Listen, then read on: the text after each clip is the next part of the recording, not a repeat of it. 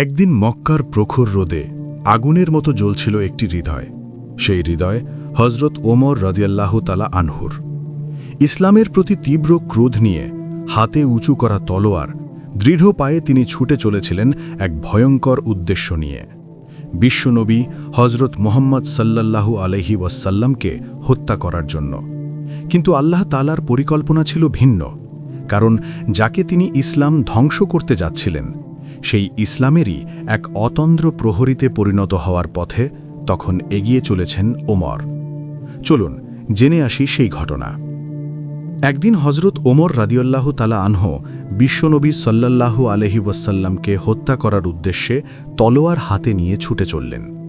কিছুক্ষণ যাওয়ার পরে পথের মধ্যে ওমরের এক ঘনিষ্ঠ বন্ধু নাঈম বিন আবদুল্লাহকে দেখতে পেলেন।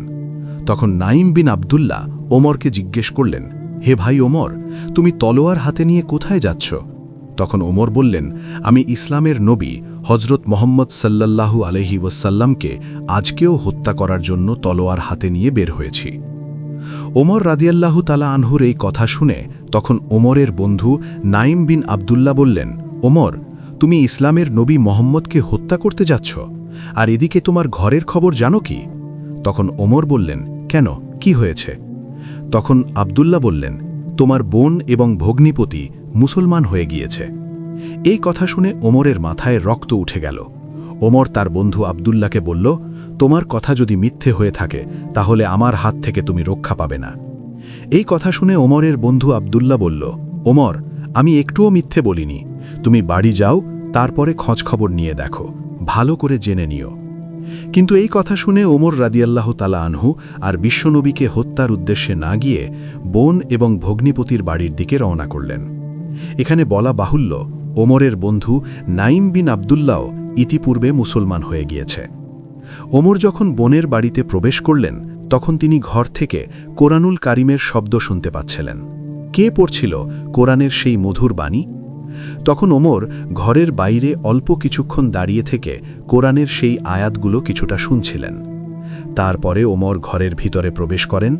ওমরকে দেখে ওমরের বোন এবং ভগ্নিপতি কোরআনুল কারিমের সূরা তহা পাঠ করে শোনালেন। ওমর সূরা তহা শুনে মুহূর্তের মধ্যে স্তব্ধ হয়ে পড়লেন। ওমর ভাবতে থাকেন, এত সুন্দর সুমধুর কোরআন কোনো মানুষের দ্বারা সৃষ্টি হতে পারে না, এটা কেবল আল্লাহ পাক রাব্বুল আলামিনেরই বাণী। তখন ওমর আর এক মুহূর্ত ঘরে দেরি করে না। ওমর সাথে সাথে ঘর থেকে বের হয়ে নবীজির দরবারের উদ্দেশ্যে রওনা করলেন। তখন ওমরের তলোয়ারটা ওমরের হাতেই ছিল। এদিকে বিশ্বনবী সাল্লাল্লাহু আলাইহি ওয়াসাল্লাম এবং তার সাহাবীদের কাছে খবর আসে ওমর তলোয়ার নিয়ে নবীজিকে হত্যা করার উদ্দেশ্যে আসতেছে। এই খবর শুনে সাহাবীরা উত্তেজিত হয়ে পড়লেন। সাহাবীরা নবীজিকে উদ্দেশ্য করে বললেন, নবী গো, আপনি শুধু হুকুম করেন, ওমর যত বড়ই পালোয়ান হোক না কেন, আজকে এখান থেকে জীবিত ফেরত দেওয়া যাবে না। হজরত আবু বক্কর সিদ্দিক রাদিয়াল্লাহু তাআলা আনহু বিশ্বনবীকে উদ্দেশ্য করে বললেন, ইয়া রাসূলাল্লাহ, আমি আবু বক্কর এখনও জীবিত রয়েছি। আমি থাকতে ওমর আপনার গায়ে একটি আঁচড় পর্যন্ত দিতে পারবে না। এবার বিশ্বনবী সমস্ত সাহাবীদের উদ্দেশ্যে লক্ষ্য করে বললেন, হে সাহাবীরা, তোমরা ধৈর্য ধরো, শান্ত হও। ওমর আগে আসুক, আমি দেখি তার কি উদ্দেশ্য। কিছুক্ষণ পর দেখা যায় হজরত ওমর রাদিয়াল্লাহু তাআলা আনহু তলোয়ার উঁচু করে নবীজির দরবারের দিকে আসছেন। সমস্ত সাহাবীরা যার যার পজিশনে দাঁড়িয়ে গেলেন। সাহাবীরা প্রস্তুতি নিয়ে নেন, আজকে এখান থেকে ওমরকে জীবিত ফেরত দেওয়া যাবে না। ওমর যখন কিছুটা কাছাকাছি চলে আসলেন তখন বিশ্বনবী সাল্লাল্লাহু আলাইহি ওয়াসাল্লাম সমস্ত সাহাবীদের উদ্দেশ্যে লক্ষ্য করে বলতে লাগলেন, হে সাহাবীরা, তোমরা কেউ কিছুই ওমরকে বলবে না। ওমরের ব্যাপারটা যা করার আমি নিজেই করব। এরপর ওমর যখন বিশ্বনবীর খুব কাছাকাছি চলে আসছেন তখন নবীজি তার হাত দিয়ে ওমরের জামার কলার চেপে ধরে বললেন, হে ওমর, কি উদ্দেশ্য নিয়ে তুমি এখানে এসেছ? সাথে সাথে ওমরের হাত থেকে তলোয়ার পড়ে যায়। ওমর বিশ্বনবী সাল্লাল্লাহু আলাইহি ওয়াসাল্লামের এত সুন্দর চাঁদ মাখা মায়াবী চেহারা দেখে মুহূর্তেই পাগল হয়ে গেল। ওমর চিৎকার দিয়ে নবীজিকে ডেকে বললেন, নবী গো, আপনি এক্ষুনি আমাকে কালেমা পড়িয়ে মুসলমান বানিয়ে দিন। ওমরের মুখে এমন কথা শুনে সমস্ত সাহাবীরা সাথে সাথে নারায়ে তাকবীর দিয়ে উঠলেন। সাহাবীদের মধ্যে আনন্দের বন্যা বয়ে গেল। সবাই আল্লাহু আকবার বলে তাদের তলোয়ারগুলো উঁচু করে দাঁড়িয়ে গেলেন। সমস্ত সাহাবীরা নারায়ে তাকবীর বলে ওমর রাদিয়াল্লাহু তাআলা আনহুকে গ্রহণ করে নিলেন। তখন বিশ্বনবী অত্যন্ত খুশি হয়ে গেলেন। ওমর রাদিয়াল্লাহু তাআলা আনহুর ইসলাম গ্রহণের পরে মুসলমানদের মধ্যে নতুন শক্তির চেতনা জেগে উঠল। সবাই প্রকাশ্যে আল্লাহর নাম জপতে থাকল। আবু জাহেলের কানে এই খবর যাওয়ার পরে আবু জাহেল রাগে ক্ষোভে ফেটে পড়লেন। পরের দিন ওমর রাদিয়াল্লাহু তাআলা আনহু নিজেই আবু জাহেলের কাছে গেলেন এবং আবু জাহেলকে গিয়ে বললেন, আপনি কি শুনেছেন আমি মুসলমান হয়ে গিয়েছি? তখন আবু জাহেল চুপ থাকলেন। ওমর আবার বললেন, আপনি কি শুনতে পেরেছেন আমি যে মুসলমান হয়ে গিয়েছি? কিন্তু আবু জাহেল সবকিছু শুনতে পেয়েও না শোনা মতো চুপ করে বসে থাকলেন, কারণ আবু জাহেলের কোনো ক্ষমতাই ছিল না এই কথা শোনার পরেও ওমরের উপর আক্রমণ করার। পরের দিন হজরত ওমর রাদিয়াল্লাহু তাআলা আনহু সমস্ত সাহাবীদেরকে নিয়ে প্রকাশ্যে মক্কায় আজান দিয়ে নামাজ আদায় করলেন। এই দৃশ্য তখন সমস্ত মক্কাবাসীদের কাছে এক বিস্ময়ের জন্ম দিয়েছিল, কেননা এর আগে মুসলমানরা কখনোই প্রকাশ্যে কাবা শরীফের নামাজ পড়ার মতো দুঃসাহস দেখাতে পারেনি। তখন কাফেরদের মধ্যে একজন দৌড়ে গিয়ে আবু জাহেলের কাছে খবর নিয়ে গেল এবং আবু জাহেলকে বলল, আপনি শুনতে পেরেছেন কি ওমর প্রকাশ্যে সমস্ত মুসলমানদেরকে নিয়ে মক্কাতে নামাজ আদায় করেছে? আবু জাহেল এই খবর শোনার পরেও কোনো ধরনের পদক্ষেপ নিতে পারেনি, কেননা সেই মুসলমানদের নেতৃত্বে ছিলেন হজরত ওমর রাদিয়াল্লাহু তাআলা আনহু। একদিন বিশ্বনবীর কাছে একজন মুসলিম আর একজন ইহুদি জমি সংক্রান্ত একটা সমস্যা নিয়ে বিচারের জন্য নবীজির কাছে আসেন। নবীজি সাল্লাল্লাহু আলাইহি ওয়াসাল্লাম সমস্ত ঘটনার বর্ণনা শুনে রায়টি ইহুদির পক্ষে দিয়ে দেন, কিন্তু মুসলিম ব্যক্তিটি এই রায় সন্তুষ্ট হতে পারেনি। তিনি নবীজির দরবার থেকে বের হয়ে হজরত ওমর রাদিয়াল্লাহু তাআলা আনহুর কাছে গেলেন। সেখানে গিয়ে বললেন, আমি আর একজন ইহুদির মধ্যে জমি সংক্রান্ত বিষয়ে সমস্যা হয়েছিল, কিন্তু আমি একজন মুসলিম এটা জেনেও নবীজি সাল্লাল্লাহু আলাইহি ওয়াসাল্লাম রায়টি ইহুদির পক্ষে দিয়ে দিয়েছেন, আমার পক্ষে রায় দিল না। আমি এখন তোমার কাছে এসেছি, তুমি কি এই বিষয়ে কিছু করতে পারবা আমার পক্ষে? তখন হজরত ওমর রাদিয়াল্লাহু তাআলা আনহু আর কিছু না বলে মুসলিম ব্যক্তিকে বললেন, ঠিক আছে ভাই, তুমি একটু দাঁড়াও, আমি ঘর থেকে একটা ফয়সালা নিয়ে আসতেছি। এই বলে হজরত ওমর রাদিয়াল্লাহু তাআলা আনহু ঘরের ভিতরে চলে গেলেন। কিছুক্ষণ পর ওমর রাদিয়াল্লাহু তাআলা আনহু একটি বড় তলোয়ার নিয়ে ঘর থেকে বের হয়ে আসলেন এবং এক কোপে তার শরীর থেকে কল্লা আলাদা করে দিলেন এবং বললেন, তোমার কত বড় সাহস! বিশ্বনবী যেটার ফয়সালা করে দিয়েছে তার বিরুদ্ধে তুমি আমার কাছে নালিশ নিয়ে এসেছ? তোমার বেঁচে থাকার কোনো অধিকার নেই। ওমর রাদিয়াল্লাহু তাআলা আনহু এতটাই নবীজির জন্য পাগল ছিলেন, এতটাই নবীজিকে ভালোবাসতেন এবং নবীজির সমস্ত সিদ্ধান্তগুলোকে চোখ বুঝে মেনে নিতেন। আল্লাহ রাব্বুল আলামিনও হজরত ওমর রাদিয়াল্লাহু তাআলা আনহুকে এতটাই সম্মানিত করেছিলেন যে মক্কার সমস্ত কাফেরেরা ওমরের ভয়ে থরথর করে কাঁপতে থাকত। কিছুদিন পরের ঘটনা, একদিন হজরত ওমর রাদিয়াল্লাহু তাআলা আনহু রাস্তা দিয়ে হেঁটে যাচ্ছিলেন এবং সেই একই রাস্তা দিয়ে একজন ইহুদি ব্যক্তি মদ খেয়ে হাঁটছিলেন।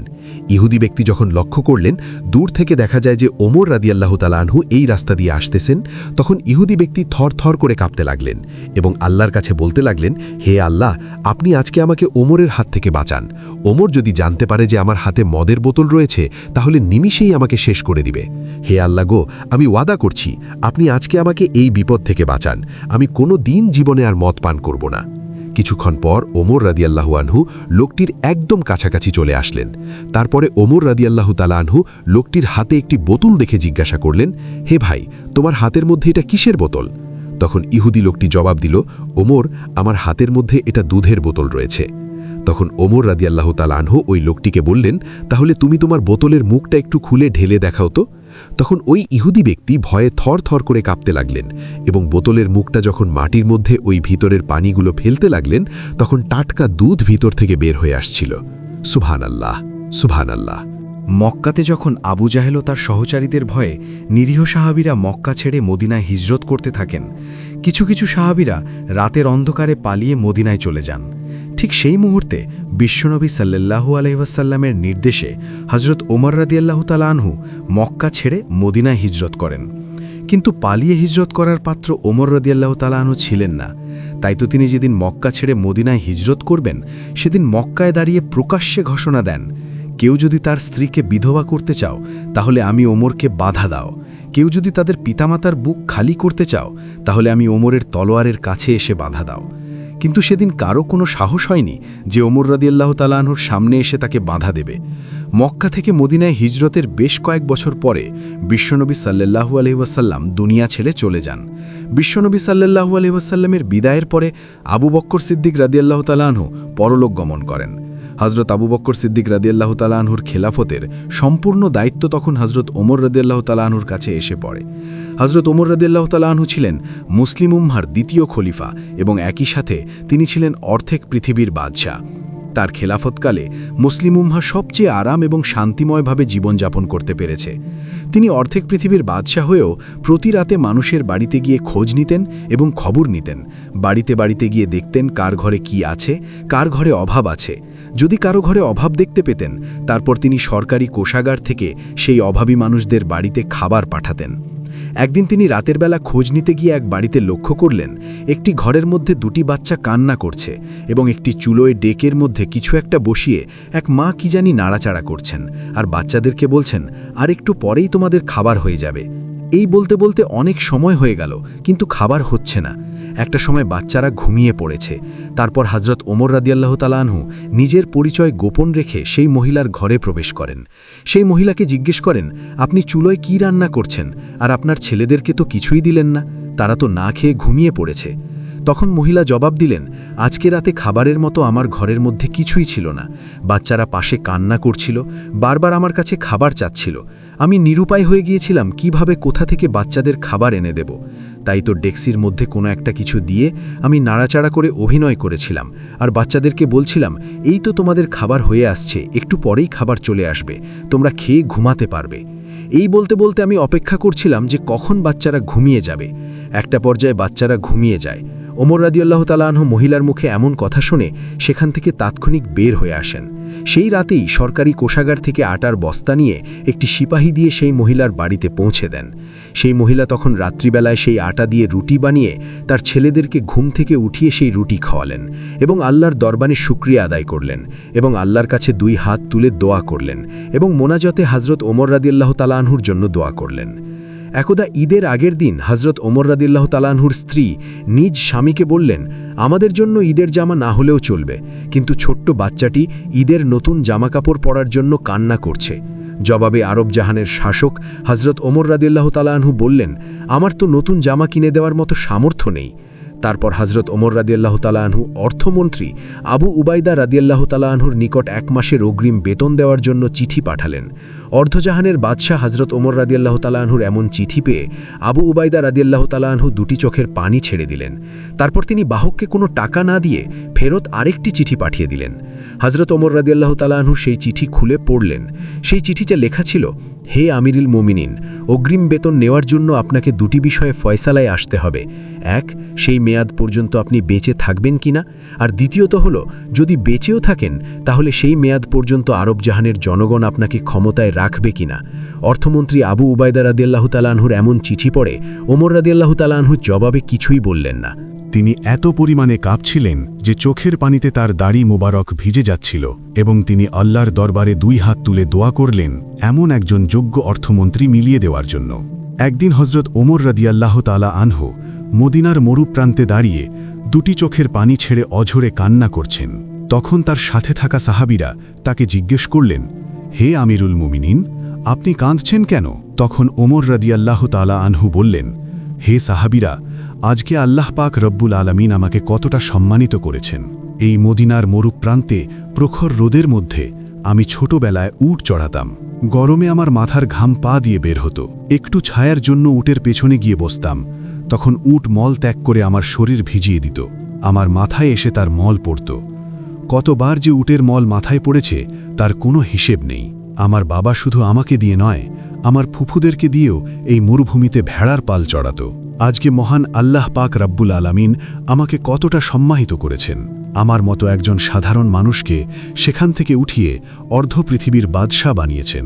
সাহাবীরা, আজকে এই মরুপ্রান্তে এসে আমার সেই ঘটনা মনে হতেই চোখ দিয়ে আপনা আপনি পানি গড়িয়ে পড়ছে। পরের দিন সকালে ঘটে গেল আরেক ঘটনা। হজরত ওমর রাদিয়াল্লাহু তাআলা আনহুর ছোট্ট ছেলে আব্দুল্লাহ এসে হজরত ওমর রাদিয়াল্লাহু তাআলা আনহুকে বললেন, আব্বাজান, আমি আপনার কাছে একটা নালিশ নিয়ে এসেছি, এই বিচার আপনাকে করতেই হবে। বাবাগো, আমি শুনেছি আপনার ভয় নাকি শয়তান পর্যন্ত রাস্তা ছেড়ে দেয়। আমি এটাও শুনেছি যে আপনি নাকি বাঘের গালে থাপ্পড় মারতেন, কিন্তু আপনার ছেলেকে কেউ অপমান করবে এটা আপনি কখনো বরদাস্ত করবেন না। ওমর তখন বললেন, আব্দুল্লাহ, কি হয়েছে? আমার কাছে সবকিছুই খুলে বলো। তখন আব্দুল্লাহ বললেন, আব্বাজান, হুসাইন আমাকে গোলামের বাচ্চা গোলাম বলে গালি দিয়েছে। এই কথা শুনে হজরত ওমর রাদিয়াল্লাহু তাআলা আনহু অবাক হয়ে তার ছেলে আব্দুল্লাহকে জিজ্ঞেস করলেন, তুমি কি ঠিক শুনেছ যে তোমাকে হুসাইন গোলামের বাচ্চা গোলাম বলেছে? জবাবে হজরত আব্দুল্লাহ বললেন, হ্যাঁ, আমি ঠিকই শুনেছি। হুসাইন আমাকে গোলামের বাচ্চা গোলাম বলে গালি দিয়েছে। তখন হজরত ওমর রাদিয়াল্লাহু তাআলা আনহু বললেন, ঠিক আছে, হুসাইন যদি তোমাকে এই কথা বলে থাকে তাহলে অবশ্যই হুসাইনের বিচার করা হবে। পরের দিন হজরত ওমর রাদিয়াল্লাহু তাআলা আনহু নিজেই হজরত আলী রাদিয়াল্লাহু তাআলা আনহুর বাড়িতে আসলেন। তখন ওমরকে দেখে হজরত আলী রাদিয়াল্লাহু তাআলা আনহু বললেন, হে ওমর, আপনি হঠাৎ আমার বাড়িতে? জবাবে হজরত ওমর বললেন, আলী, একটা দরকারে এসেছি। তারপর হজরত ওমর আলীকে জিজ্ঞেস করলেন, আলী, হুসাইন কি বাড়িতে আছে? জবাবে হজরত আলী রাদিয়াল্লাহু তাআলা আনহু বললেন, ওমর, হুসাইন ঘরের মধ্যে আছে। তারপরে হজরত আলী ওমরের কাছে জানতে চাইলেন, ওমর, হুসাইনকে কি দরকার? তখন হজরত ওমর রাদিয়াল্লাহু তাআলা আনহু বললেন, আলী, হুসাইন আমার ছেলে আব্দুল্লাহকে গোলামের বাচ্চা গোলাম বলে গালি দিয়েছে। তখন হজরত আলী বললেন, ওমর, হুসাইন তো এমন কথা বলতে পারে না। ঠিক আছে, যদি হুসাইন এই কথা বলে থাকে তাহলে তাকে ডেকে আনছি। অতঃপর হজরত হুসাইন রাদিয়াল্লাহু তাআলা আনহুকে ডেকে আনা হলো। হুসাইন আসার পর হজরত আলী রাদিয়াল্লাহু তাআলা আনহু হুসাইনকে জিজ্ঞেস করলেন, হুসাইন, তুমি কি ওমরের ছেলে আব্দুল্লাহকে গোলামের বাচ্চা গোলাম বলে গালি দিয়েছ? জবাবে হজরত হুসাইন রাদিয়াল্লাহু তাআলা আনহু বললেন, হ্যাঁ, আমি এই কথা বলেছি। এই জবাব দিয়ে হজরত হুসাইন আবার ঘরের ভিতর চলে গেলেন। হজরত ওমর রাদিয়াল্লাহু তাআলা আনহু হজরত আলী রাদিয়াল্লাহু তাআলা আনহুকে বললেন, আলী, আমি এটার সঠিক বিচার করতে চাই। তখন হজরত আলী রাদিয়াল্লাহু তাআলা আনহু ওমরকে বললেন, বাচ্চাদের ব্যাপার, এটা বাদ দিলে হয় না? তখন ওমর বললেন, আলী, ব্যাপারটা যদি বাদ দেওয়ার মতো হতো তাহলে আমি নিজেই বাদ দিয়ে দিতাম। আলী, আগামী শুক্রবার নামাজের পর মসজিদে নববীতে এই বিচার হবে। আপনি হুসাইনকে নিয়ে আসবেন। এই কথা বলে হজরত ওমর রাদিয়াল্লাহু তাআলা আনহু চলে গেলেন। হজরত ওমর চলে যাওয়ার পরে হজরত আলী রাদিয়াল্লাহু তাআলা আনহু ঘরের ভিতরে প্রবেশ করলেন এবং হুসাইনের ঘরে গিয়ে জিজ্ঞেস করলেন, হুসাইন, তুমি ওমরের ছেলে আব্দুল্লাহকে গোলামের বাচ্চা গোলাম কেন বলেছ? জবাবে হজরত হুসাইন রাদিয়াল্লাহু তাআলা আনহু বললেন, হ্যাঁ, আমি এই কথা বলেছি। হাসরের ময়দানে আল্লাহ পাক রব্বুল আলামিন যদি আমাকে এই বিচারের জন্য তার কাঠগড়ায় দাঁড় করান, তখন যদি আমি অপরাধী হয়ে যাই, তাহলে সেদিন তোমরা পারবে কি আমাকে রক্ষা করতে? হজরত ওমরের মুখে এমন কথা শুনে সমস্ত সাহাবীরা নিশ্চুপ হয়ে যান। তারপর বিচার কার্য শুরু হল। হজরত ওমর রাদিয়াল্লাহু তাআলা আনহু মিম্বরে বসে হজরত হুসাইনকে উদ্দেশ্য করে বলতে লাগলেন, হে হুসাইন, আপনি কেন আমার ছেলেকে গোলামের বাচ্চা গোলাম বলেছেন? তখন হজরত হুসাইন রাদিয়াল্লাহু তাআলা আনহু জবাব দিলেন, ওমর, বড় কথা বলো না, তুমি কি আমার নানার গোলামি করো নাই? এই কথা শুনে হজরত ওমর রাদিয়াল্লাহু তাআলা আনহু দুটি চোখের পানি গড়গড় করে ছেড়ে দিলেন। হজরত ওমর হুসাইনকে লক্ষ্য করে বললেন, হুসাইন, আপনি যে কথাটা বললেন, এই কথাটা কি আপনি কোনো কাগজে লিখে দিতে পারবেন? হুসাইন রাদিয়াল্লাহু তাআলা আনহু জবাবে বললেন, হ্যাঁ, অবশ্যই লিখে দিতে পারব। তারপর হুসাইন রাদিয়াল্লাহু তাআলা আনহু কাগজে লিখলেন, ওমর আমার নানার গোলামি করেছে বিধায় তার ছেলেকে আমি গোলামের বাচ্চা গোলাম বলেছি। হজরত ওমর রাদিয়াল্লাহু তাআলা আনহু কাগজের টুকরোটি হাতে নিয়ে একটা চিৎকার দিয়ে বললেন, হে মসজিদে নববীর মুসল্লিরা ও আমার নবীর আদরের সাহাবীরা, আজ থেকে আমি ওমরের আর কোনো ভয় নেই। আমি ওমর যেদিন দুনিয়া থেকে বিদায় হয়ে যাব, সেদিন তোমরা হুসাইনের লেখা এই কাগজটুকু আমার কাফনের মধ্যে জড়িয়ে দিবে, আমার কাফনের ভিতরে ফুকিয়ে দিও। কাল হাসরের ময়দানে যখন বিচার কার্য শুরু হবে, তখন আমি ওমরের কোনো ইবাদত বন্দেগী যদি আল্লাহর দরবারে কবুল না হয়, আর সেদিন যদি আমি বিপদে পড়ে যাই, তাহলে আমি আল্লাহ পাক রব্বুল আলামিনের দরবারে হুসাইনের লেখা এই কাগজটুকু তুলে ধরে বলবো, আল্লাহ, হুসাইন বলেছে আমি তোমার বন্ধুর গোলামি করেছি, এই জন্য হলেও আজকে তুমি আমাকে ক্ষমা করো। সুবহানাল্লাহ, সুবহানাল্লাহ। তারপরে মসজিদে নববীর সকল মুসল্লিরা একসাথে নারায়ে তাকবীর দিয়ে উঠলেন। এইভাবেই আল্লাহ তাআলার হেদায়তে একসময়ের ইসলাম বিরোধী কঠোর ওমর রাদিয়াল্লাহু তাআলা আনহু পরিণত হলেন ইসলামের অটল স্তম্ভে। তার ইসলাম গ্রহণের মাধ্যমে মুসলমানরা পেল এক নতুন সাহস, এক নতুন শক্তি। প্রকাশ্যে কাবা শরীফে নামাজ আদায়ের দুঃসাহস তখন সম্ভব হল তারই নেতৃত্বে। ইতিহাস আজও সাক্ষ্য দেয়, যেদিন ওমর ইসলাম গ্রহণ করেছিলেন, সেদিন থেকেই সত্য ও মিথ্যার মাঝে পার্থক্য আরও স্পষ্ট হয়ে উঠেছিল। তাই তো তাকে বলা হয় ফারুক, যিনি হক ও বাতিলের মাঝে স্পষ্ট ফয়সালা করে দেন। আল্লাহ তাআলা আমাদের সবাইকে হযরত ওমর রাদিয়াল্লাহু তাআলা আনহুর ন্যায়পরায়ণ ও সত্যনিষ্ঠ হওয়ায় তৌফিক দান করুন। আমিন। আলহামদুলিল্লাহ, এই ছিল আজকের গল্প। আশা করি এই গল্প থেকে আমরা সবাই শিক্ষা নেব আর আমাদের ঈমান আরও দৃঢ় হবে ইনশাআল্লাহ। যদি গল্পটি ভালো লেগে থাকে তাহলে ভিডিওটিতে একটি লাইক দিন আর এমন অনুপ্রেরণাদায়ক ইসলামিক গল্প শুনতে আমাদের চ্যানেলটি সাবস্ক্রাইব করুন। মন্তব্যে লিখে জানান পরের গল্পে আপনি কি শুনতে চান। পরবর্তী ভিডিওতে আবার দেখা হবে। ততদিন পর্যন্ত আল্লাহ হাফেজ।